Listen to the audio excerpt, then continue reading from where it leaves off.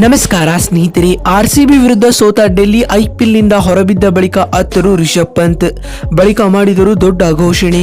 ಹಾಗಾದರೆ ಸುದ್ದಿಯ ಸಂಪೂರ್ಣ ಮಾಹಿತಿ ಏನು? ಅಷ್ಟಕ್ಕೂ ಬೆಂಗಳೂರು ವಿರುದ್ಧ ಡೆಲ್ಲಿ ಸೋತ ಬಳಿಕ ರಿಷಬ್ ಪಂತ್ ಹೇಳಿದ್ದೇನು ಗೊತ್ತಾ?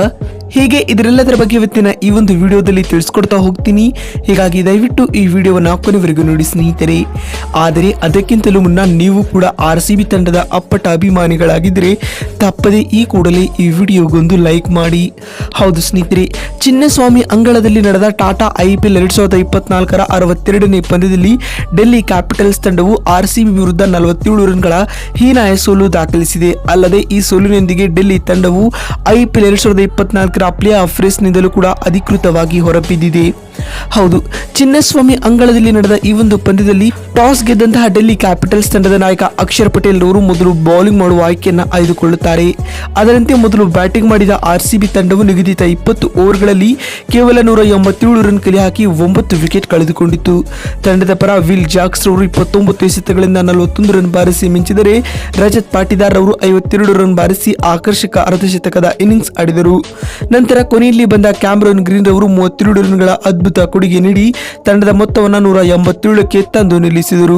188 ರನ್ಗಳ ಸುಲಭ ಗುರಿಯನ್ನು ಬೆನ್ನಟ್ಟಿದಂತಹ ಡೆಲ್ಲಿ ಕ್ಯಾಪಿಟಲ್ಸ್ ತಂಡವು 19.1 ಓವರ್ಗಳಲ್ಲಿ 140 ರನ್ ಕಲೆ ಹಾಕಿ ಆಲ್ಔಟ್ ಆಯಿತು. ಈ ಮುಖ್ಯವಾಗಿ 47 ರನ್ಗಳ ಹೀನಾಯ ಸೋಲು ಆರ್ಸಿಬಿ ವಿರುದ್ಧ ದಾಖಲಿಸಿತು.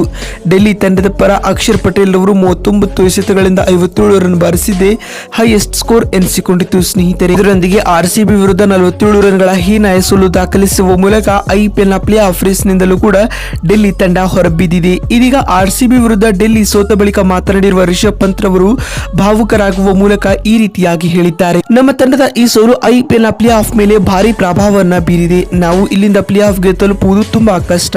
ಆದರೆ ಆರ್ಸಿಬಿ ತಂಡವು ಇಂದಿನ ಪಂದ್ಯದಲ್ಲಿ ಉತ್ತಮವಾದ ಆಟವನ್ನ ಆಡಿದೆ. ನಮ್ಮ ಬ್ಯಾಟ್ಸ್ಮನ್ಗಳು ಇನ್ನೂ ಚೆನ್ನಾಗಿ ಆಡಬಹುದಾಗಿತ್ತು.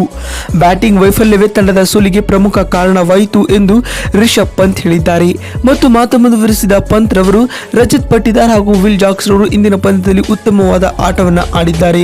ಅಲ್ಲದೆ ಆರ್ಸಿಬಿಯ ಬೌಲರ್ಗಳು ಕೂಡ ಇಂದಿನ ಪಂದ್ಯದಲ್ಲಿ ಗಮನಾರ್ಹದ ಪ್ರದರ್ಶನವನ್ನ ನೀಡುವ ಮೂಲಕ ನಮ್ಮ ಕೈಯಿಂದ ಪಂದ್ಯವನ್ನ ಕಸಿದುಕೊಂಡರು ಎಂದು ಭಾವುಕರಾಗಿ ರಿಷಬ್ ಪಂತ್ ಹೇಳಿದ್ದಾರೆ.